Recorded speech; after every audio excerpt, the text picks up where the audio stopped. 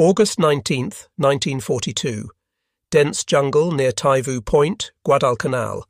Second Lieutenant Genjiro Imai of the 8th Independent Anti-Tank Gun Company recorded observations in his diary that captured the shock many Japanese soldiers felt upon encountering American forces. Through the thick canopy of palm trees and strangling vines, Imai and 916 other soldiers of Colonel Kiyonao Ichiki's detachment had just landed from destroyers, completing a nighttime insertion that Japanese command believed would be the first step toward recapturing Henderson Field. They had been told the Americans numbered perhaps 2,000 men, poorly trained, easily frightened, soft from lives of luxury.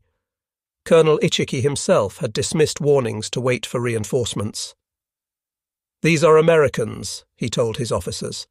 "We will sweep them into the sea before sunrise."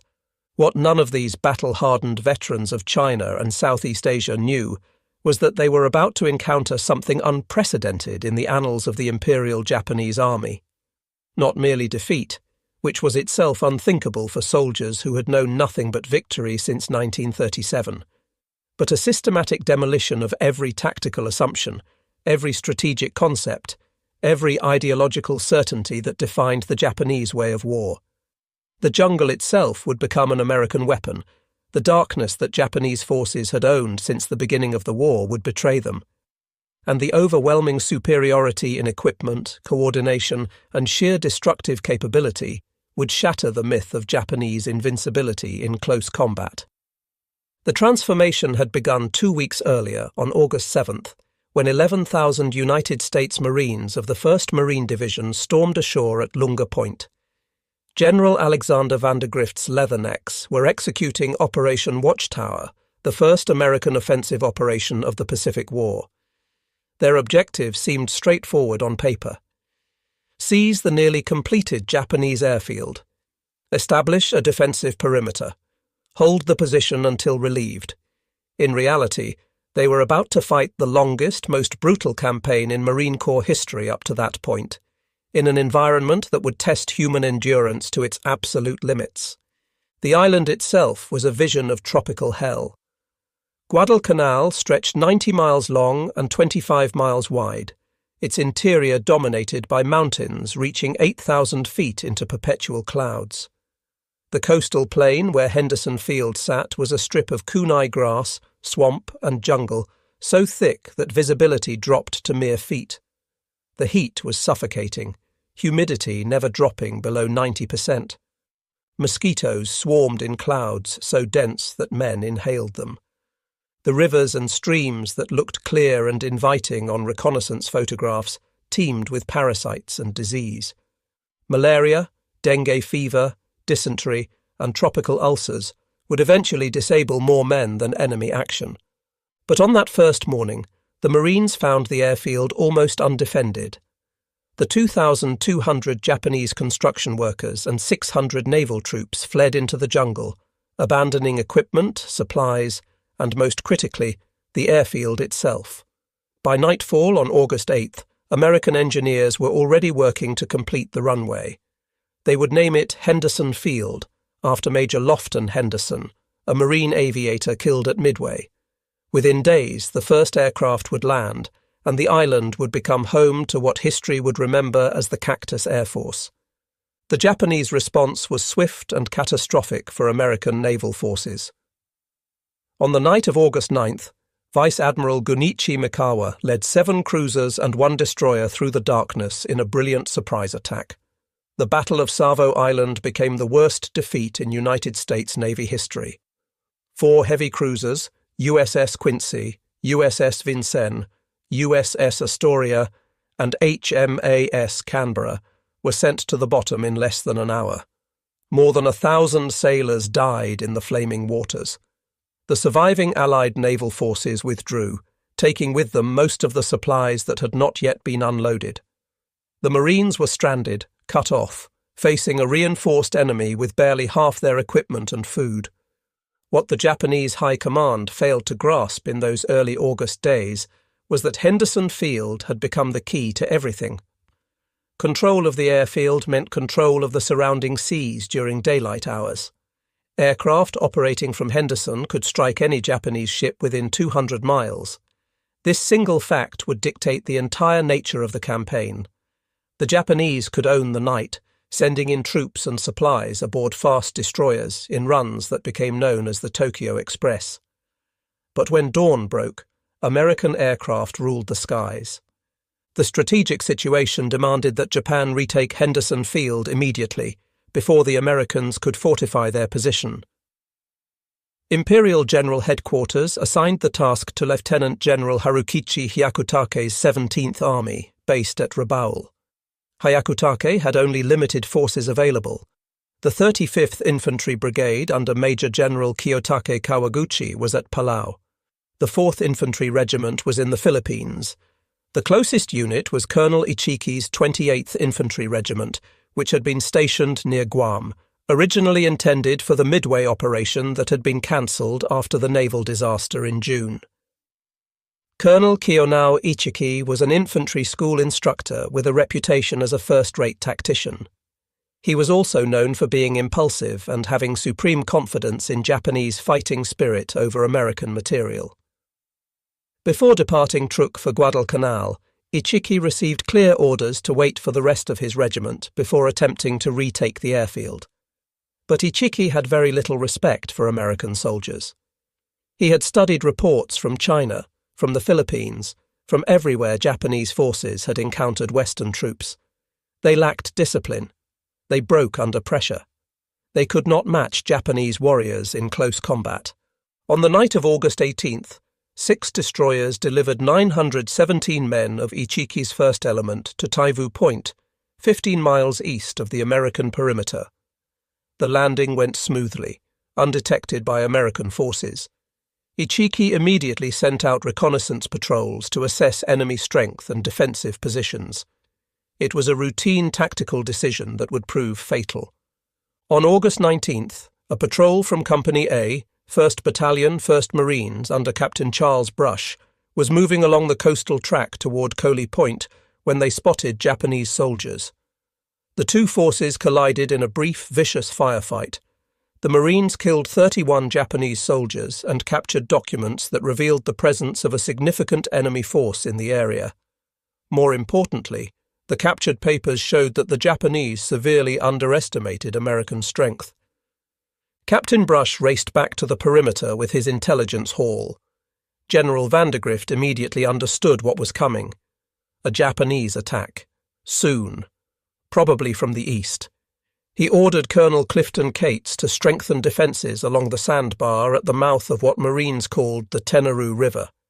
It was actually the Ilu River, but the misidentification would stick in all subsequent accounts.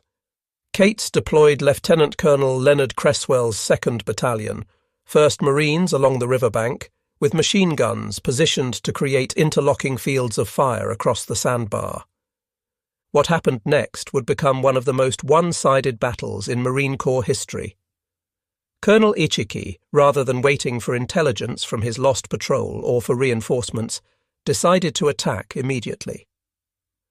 On the night of August 20th into the early morning of August 21st, he ordered a frontal assault directly across the sandbar. Japanese doctrine emphasized the superiority of spiritual power and aggressive night attacks to overcome enemy firepower. Ichiki believed his veterans could break through American defenses through sheer audacity and close quarters fighting where Japanese soldiers excelled with bayonets and grenades. Just after midnight, Solomon Islands scout Jacob Vuza, who had escaped Japanese captors after hours of torture, stumbled into Marine lines with a warning. The Japanese were coming. Minutes later, the attack began. Hundreds of Japanese soldiers charged across the sandbar, screaming battle cries, firing rifles, hurling grenades. They ran directly into a killing zone the Marines had prepared with methodical precision.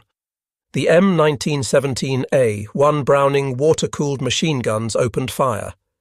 These weapons, perfected during World War I, were the unsung heroes of Marine firepower. Each gun could sustain 600 rounds per minute indefinitely as long as the water jacket stayed filled. The Marines had positioned them in mutually supporting positions so that no area of the sandbar remained uncovered. Japanese soldiers fell in waves as the heavy .30 caliber rounds tore through flesh and bone. Those who made it across the sandbar encountered 37mm anti-tank guns loaded with canister rounds, essentially giant shotgun shells that turned men into shredded meat. The attack continued for hours. Wave after wave of Japanese soldiers charged into the machine gun fire. Some made it to the Marine positions and engaged in hand-to-hand combat. Marines fought with rifles, knives, fists, anything available. But the defensive preparations held. The interlocking fields of fire prevented any Japanese breakthrough. As dawn approached, Colonel Ichiki's attack had completely stalled. More than 800 of his men lay dead or dying on the sandbar and in the shallow water. Daybreak brought no relief for the surviving Japanese. General Vandergrift ordered a counterattack using elements of the 1st Battalion, 1st Marines.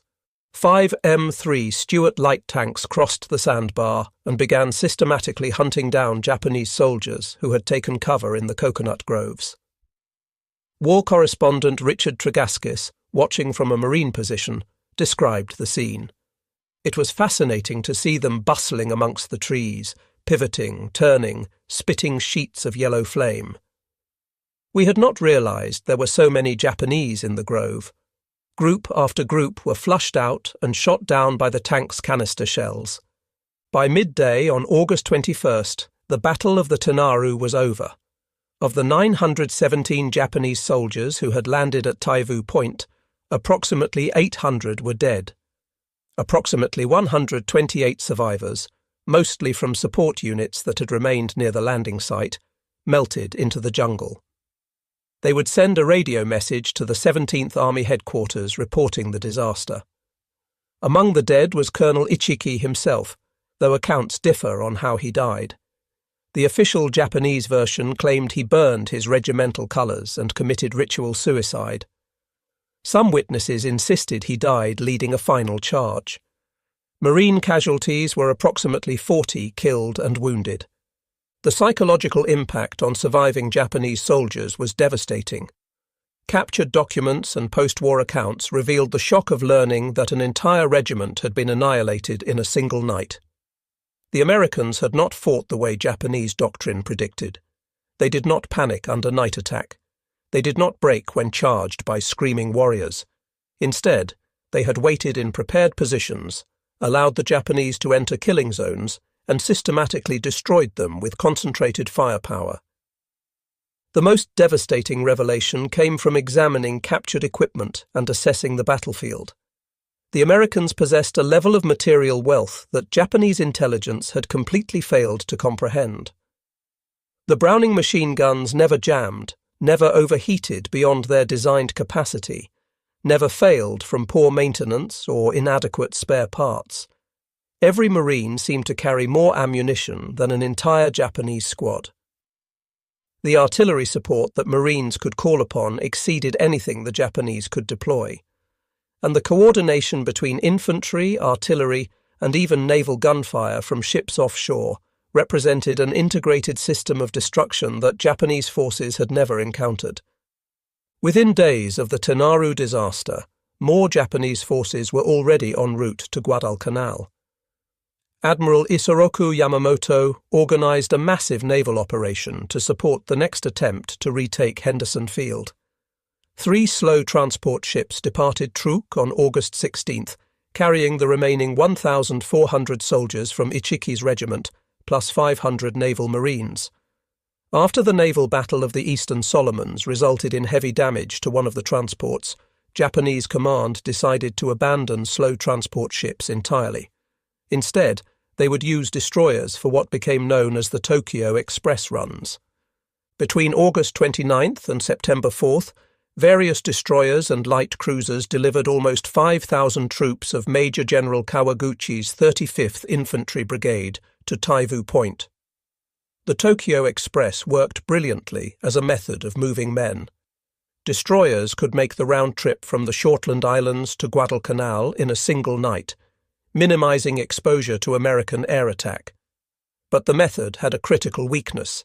Heavy equipment could not be transported this way. Artillery pieces, tanks, trucks, and most importantly, adequate food and ammunition had to be left behind. This logistical reality would ultimately doom every Japanese offensive on Guadalcanal. Soldiers arrived with only what they could carry. They depended on local foraging and whatever supplies could be infiltrated through American lines.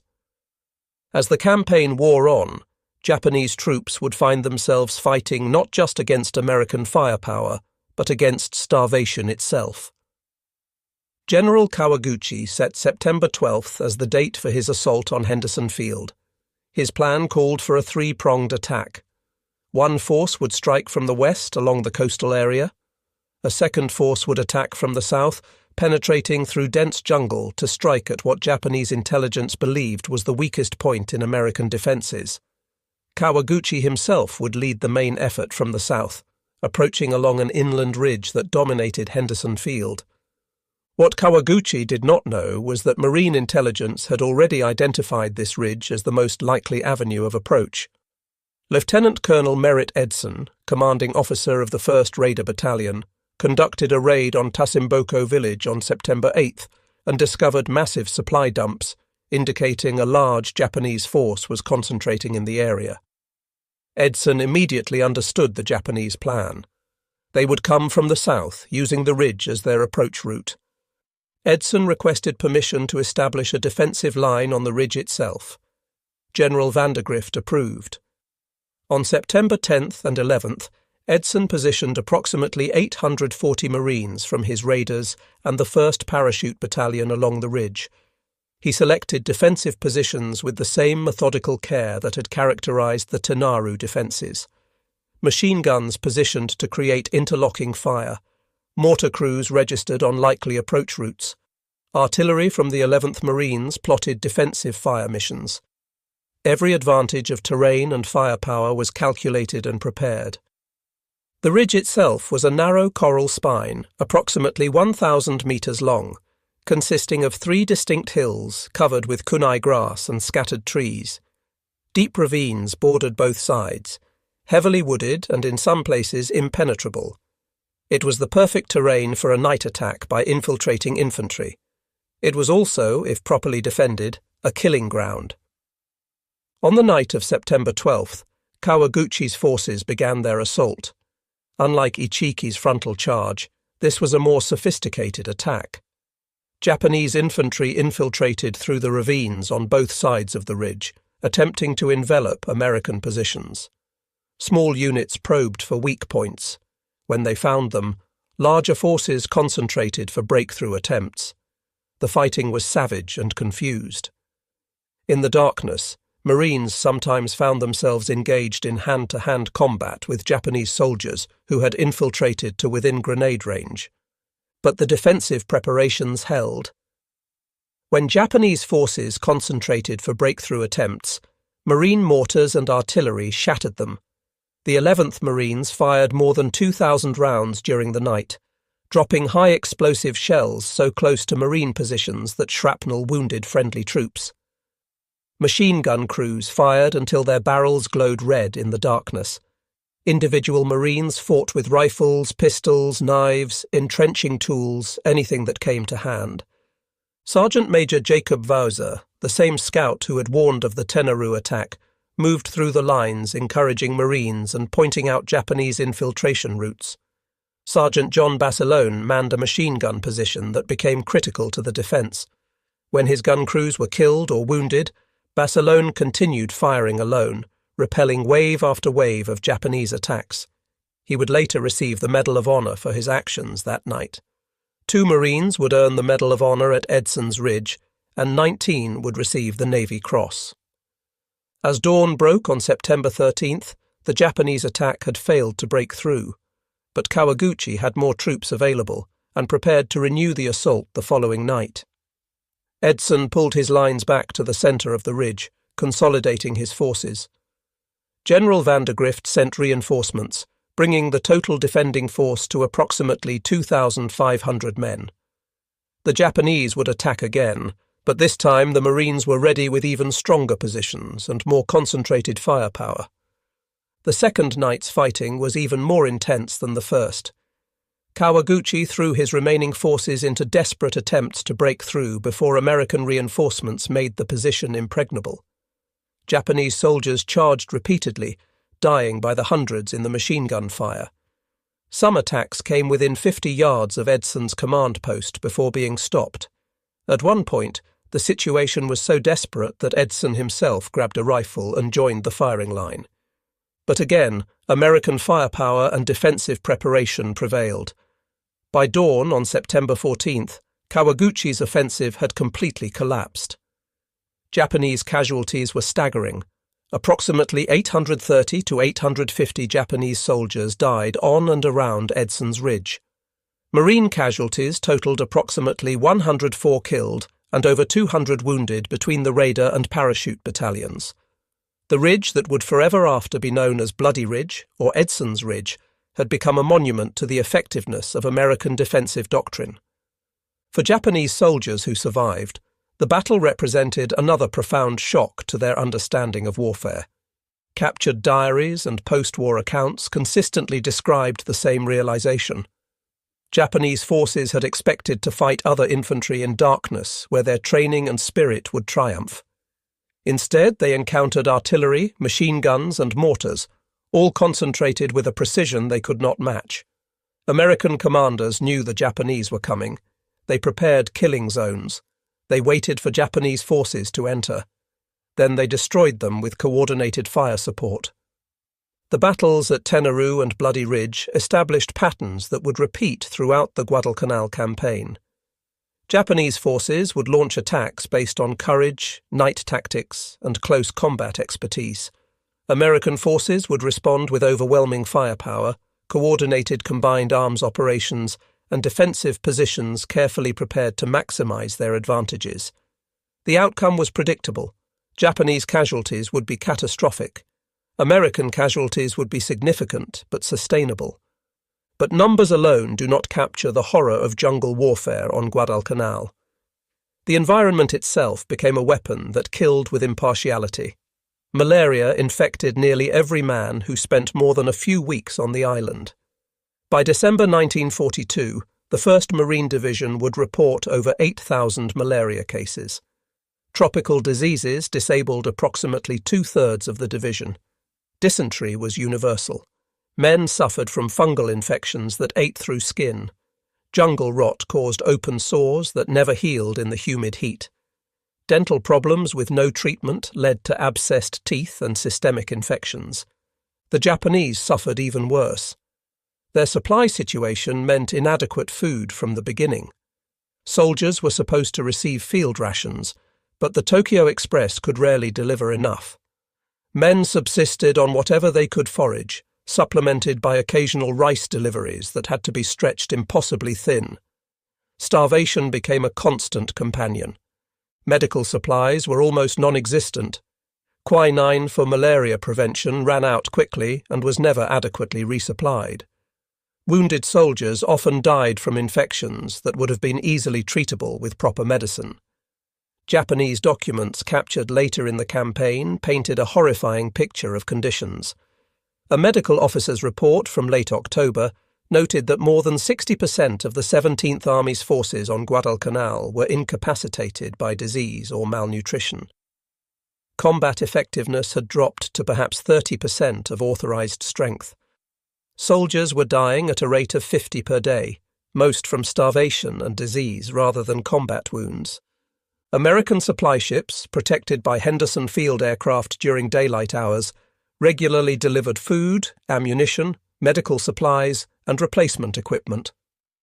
Shortages occurred, particularly in August and early September, when naval defeats left the Marines temporarily cut off, but these were temporary. By October, the flow of supplies had become reliable. Marines ate canned rations that, while not appetizing, provided adequate calories and nutrition. Ammunition was plentiful enough that machine gunners could fire until their barrels wore out, then request replacements. Medical care included field hospitals with surgical capabilities, plasma for blood transfusions, sulfur drugs for infection, and eventual evacuation of serious cases to rear area hospitals. Japanese logistics consisted of whatever could be carried on destroyer decks or infiltrated through American lines. Soldiers learned to make a single rice ball last an entire day. Ammunition was conserved to the point that orders often restricted fire to only when absolutely necessary. Medical care meant a bandage if you were lucky, amputation without anesthesia if you were unlucky, or death if your wound became infected. Seriously wounded soldiers were often given grenades and left behind to commit suicide rather than burden their units or risk capture. In late October, the Japanese mounted their largest offensive of the campaign. General Hyakutake himself came to Guadalcanal to personally command the operation. He brought elements of the 2nd Division, including experienced troops from China. The plan called for coordinated attacks from multiple directions, with the main effort coming from the south through dense jungle similar to the Bloody Ridge approach. This time, however, Japanese forces would have more men, better coordination and artillery support that had finally been delivered via destroyers. The offensive began on October 23rd with a preliminary attack from the west. 9 Japanese tanks, rare on Guadalcanal because of the difficulty transporting them, led an assault across the Matanikau River. American defenders, including elements of the newly arrived 164th Infantry Regiment from the American Division, were ready. Anti-tank guns, artillery, and even an M3 Stuart tank knocked out all 9 Japanese tanks in quick succession. The attack collapsed with heavy casualties. The main assault came on the night of October 24th to 25th. Approximately 5,600 Japanese troops under Major General Yumio Nasu attacked from the south, hoping to break through American lines south of Henderson Field. They faced the 1st Battalion, 7th Marines under Lieutenant Colonel Louis Chesty Puller, reinforced by elements of the 164th Infantry Regiment. The fighting that night became legendary in Marine Corps history. Japanese attacks came in waves throughout the night. Individual breakthroughs were sealed by immediate counterattacks. Machine gunners fired until their weapons failed, then grabbed rifles and continued fighting. Artillery from the 11th Marines fired danger-close missions that landed within yards of Marine positions. Offshore, the battleship USS Washington stood by, ready to provide naval gunfire support if called upon. At one critical moment, only a single Marine battalion stood between Japanese forces and Henderson Field. But they did not break. Sergeant John Basilone, who had distinguished himself at Bloody Ridge, again became critical to the defence. When ammunition ran low for his machine gun section, Basilone personally carried ammunition through enemy fire to keep his guns operational. He repaired damaged machine guns under fire. When one gun position was overrun, he grabbed a .45 pistol and led a counterattack that restored the line. By dawn on October 25th, the Japanese offensive had failed. General Nasu was dead, killed by machine gun fire during one of the night attacks. More than 2,000 Japanese soldiers died in the attempt to break through. American casualties were several hundred killed and wounded, severe but sustainable. October 1942 also saw major naval engagements that decisively shifted the balance of power around Guadalcanal. The Naval Battle of Guadalcanal, fought over 4 days from November 12th through 15th, saw some of the most intense surface combat in naval history. In a confused nighttime melee on November 13th, American cruisers and destroyers engaged a Japanese bombardment force that included the battleships Hiei and Kirishima. Rear Admiral Daniel Callahan and Rear Admiral Norman Scott, the only 2 American flag officers killed in World War II surface engagements, died in the fighting. The Americans lost 2 light cruisers and 4 destroyers. 3 more destroyers were damaged. But the Japanese lost the battleship Hiei, disabled in the night action and sunk by aircraft the following day. More importantly, the bombardment mission failed. Henderson Field remained operational. On the night of November 14th to 15th, the battleship Kirishima attempted another bombardment, but was intercepted by the USS Washington and USS South Dakota. In a devastating display of American radar-directed gunnery, Washington put 9 16-inch shells into Kirishima, at ranges where Japanese lookouts could barely see their target. Kirishima sank with heavy loss of life. Perhaps most significantly, American aircraft and surface ships destroyed a Japanese convoy attempting to land the 38th Division with heavy equipment. Of 11 transport ships, only 4 reached Guadalcanal, and these were destroyed by aircraft and artillery before they could fully unload. Japanese casualties from the convoy exceeded 5,000 men. This was the last serious attempt to reinforce Guadalcanal with a large, properly equipped ground force.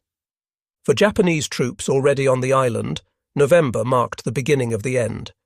They had expected reinforcement and resupply. Instead, they learned that the naval battles had failed, that the convoys were destroyed, that no more help was coming. Rations were reduced again. Already starving men were told to survive on even less. Medical supplies that had been critically short became non-existent. The sick and wounded filled makeshift field hospitals where doctors could do nothing except watch men die. Captured Japanese diaries from this period painted a picture of slow collapse. Entries described rice rations reduced to 1 ball per day, disease spreading everywhere, bodies burned when soldiers had the strength, the realization that no more supplies were coming, men eating grass and bark, deaths from poisonous plants, the deterioration of soldiers into desperate, starving shadows. December brought the final reckoning. Japanese command at Rabaul made the decision to evacuate Guadalcanal. They could not admit defeat publicly, but privately they recognized that continuing the operation meant the complete destruction of the 17th Army. Approximately 11,000 Japanese soldiers remained on the island, down from a peak strength of 36,000. Of those 11,000, perhaps 7,000 were fit enough to walk. The rest were sick, wounded, or so weakened by starvation that they could barely crawl.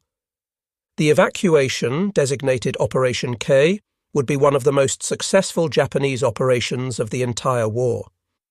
Using destroyer runs similar to the Tokyo Express, Japanese naval forces extracted 10,652 men over 3 nights in early February 1943. It was a remarkable achievement under difficult circumstances, but it could not disguise the magnitude of the defeat. Japanese forces on Guadalcanal reached a peak strength of approximately 36,000 personnel. Of these, roughly 25,000 to 30,000 died, about 14,800 killed in combat, and 10,000 to 15,000 from disease and starvation. American casualties were also severe but sustainable. The Marines and Army units that fought on Guadalcanal lost approximately 1,600 killed in action, 4,200 wounded, and several thousand more temporarily disabled by tropical diseases. But American industry and manpower could replace these losses. New divisions were already training. Ships and aircraft were being produced faster than they could be lost. The strategic initiative had permanently shifted.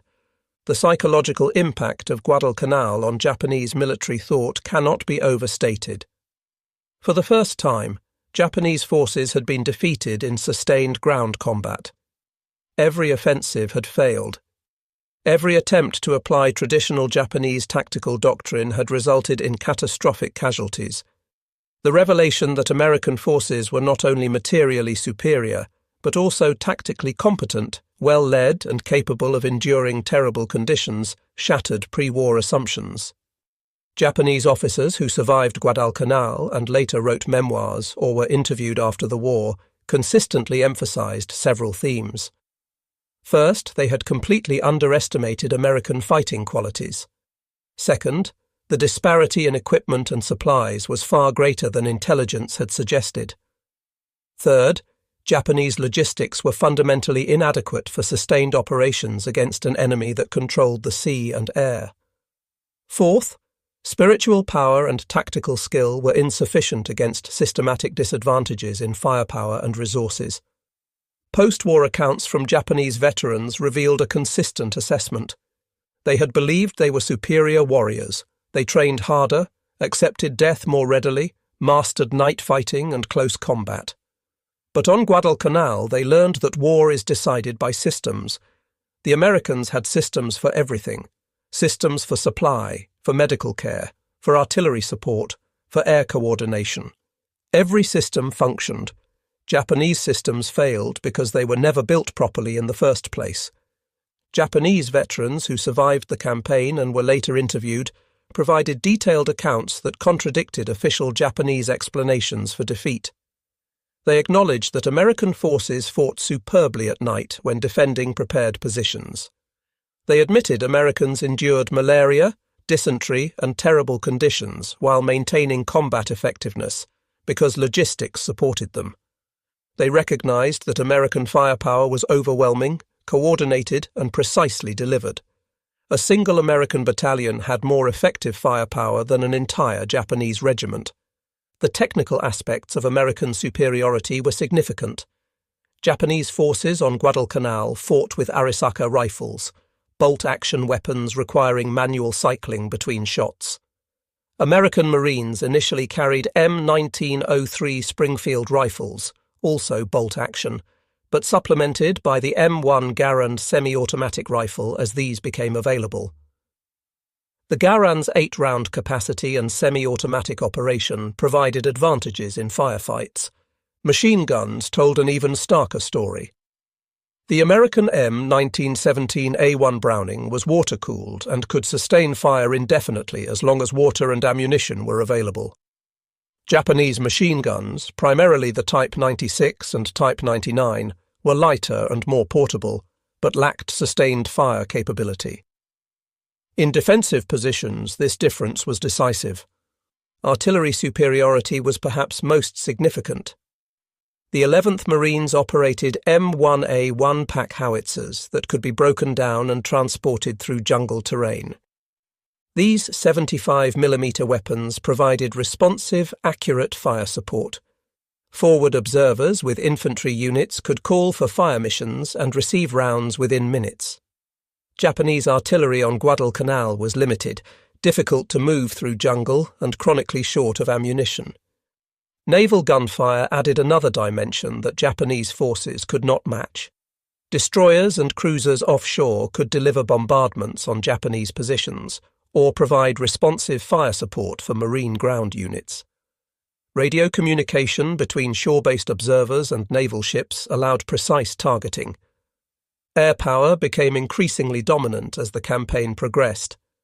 The Cactus Air Force, operating from Henderson Field under terrible conditions, gradually established air superiority over Guadalcanal. Marine and Army Air Force pilots flying F-4F Wildcats, P-39 Airacobras, and P-40 Warhawks intercepted Japanese bomber raids. SBD Dauntless dive bombers struck Japanese positions, supply ships, and troop concentrations. Japanese air forces from Rabaul had to fly at the extreme limits of their range, giving them minimal time over target.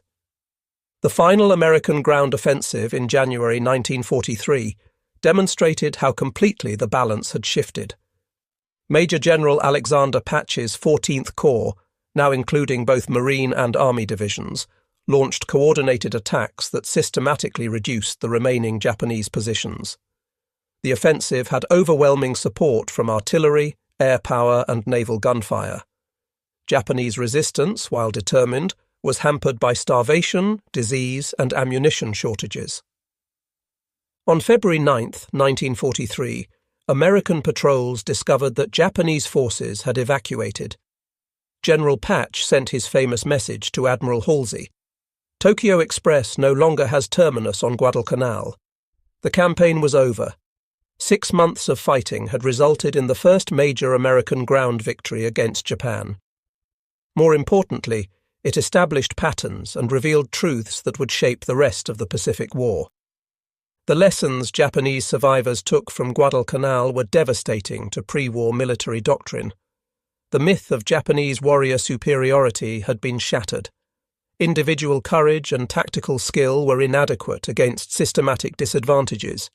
Night attacks and close combat, the hallmarks of Japanese tactical success in China, failed against American defensive positions. Supply and logistics were not secondary concerns, but fundamental requirements for sustained combat. Air and naval superiority determined outcomes on land. These lessons, learned in blood and starvation on Guadalcanal, should have fundamentally reformed Japanese military thinking. Some officers recognized the implications. Colonel Masanobu Tsuji, a staff officer who visited Guadalcanal during the campaign, wrote afterward that Japan needed to completely reassess its strategy. The Americans, he observed, were fighting an industrial war where material production determined outcomes. Japan could not win an industrial war against American productive capacity. But Japanese military culture, built on generations of tradition and recent victories, could not easily accept such fundamental revision. The official explanation for Guadalcanal blamed inadequate supplies, naval defeats, and the unexpected strength of American defences. It did not acknowledge that Japanese tactical doctrine itself was flawed, that the entire conception of warfare that had served Japan well against China was obsolete against a modern industrial opponent. Those Japanese soldiers who survived Guadalcanal and were later captured, or who survived the war, became witnesses to a transformation they never expected. They had entered the campaign as confident warriors of an invincible empire. They left as starving, disease-ridden survivors of a catastrophic defeat.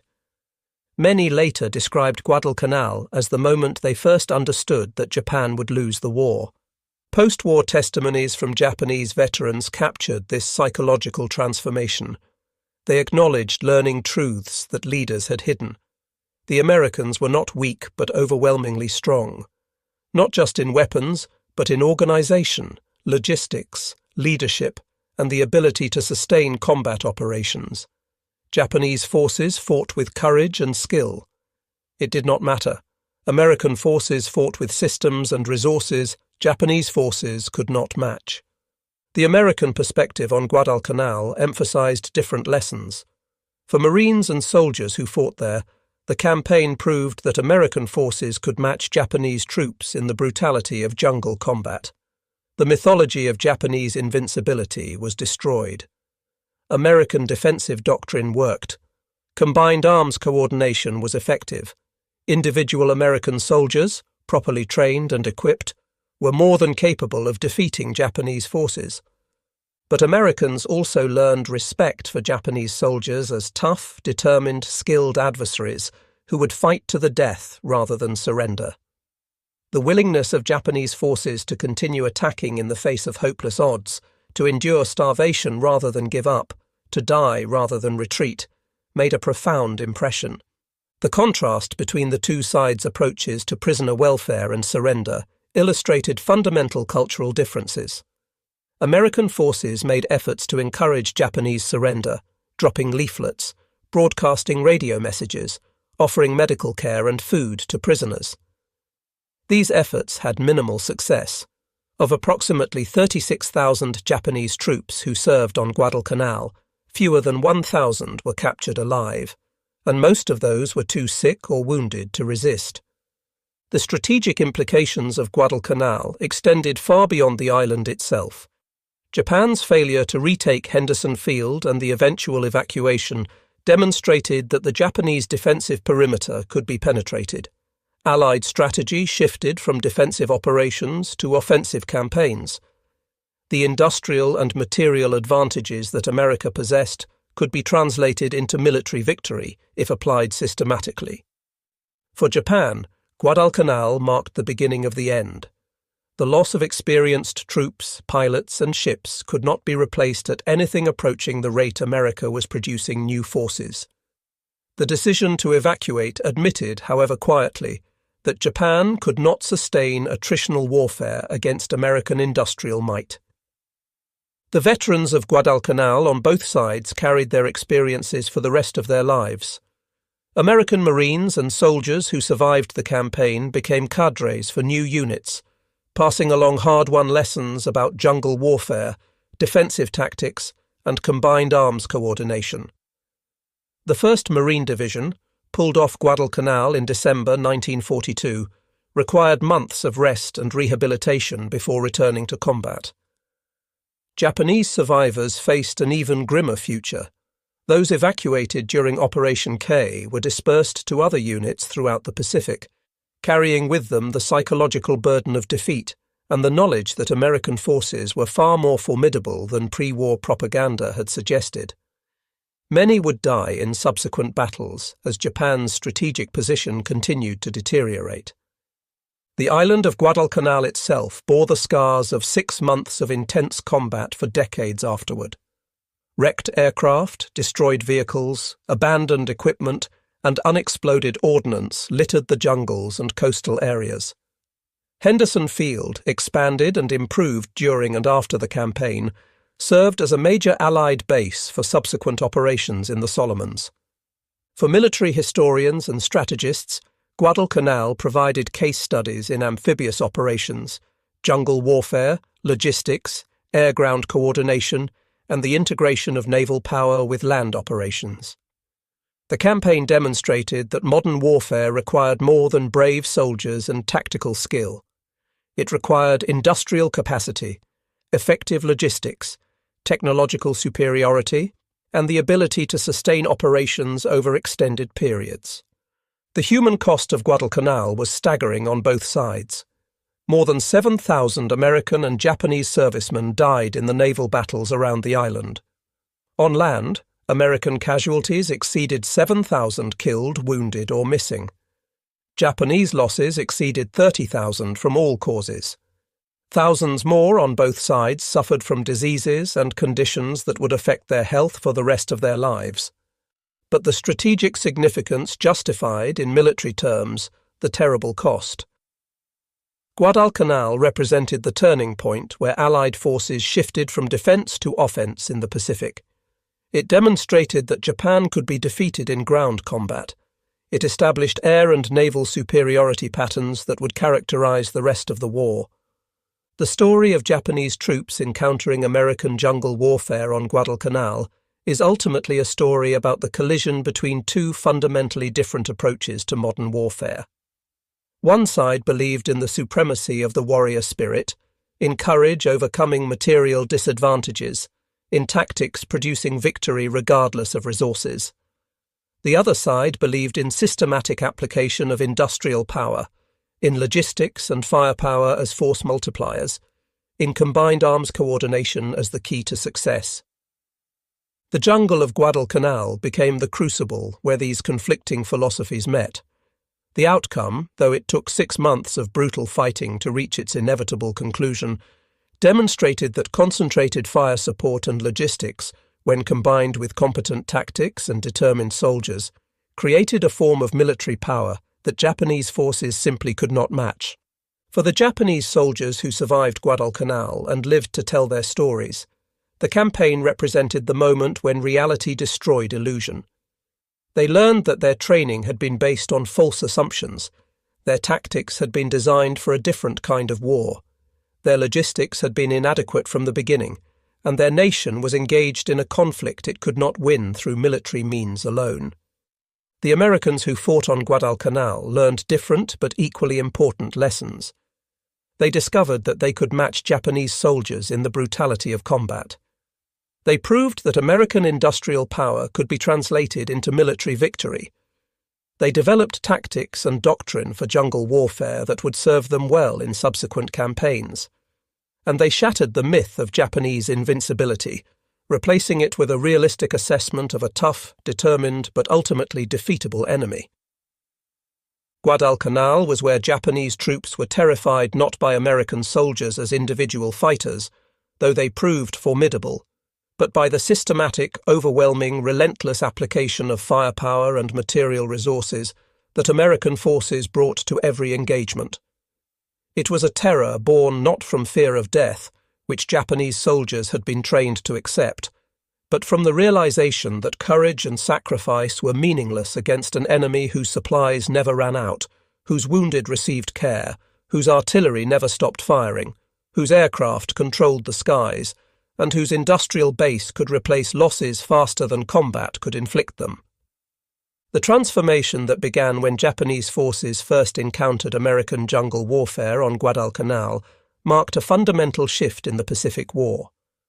From that point forward, Japanese forces would be on the defensive, fighting a losing battle against an enemy whose material advantages grew larger with each passing month.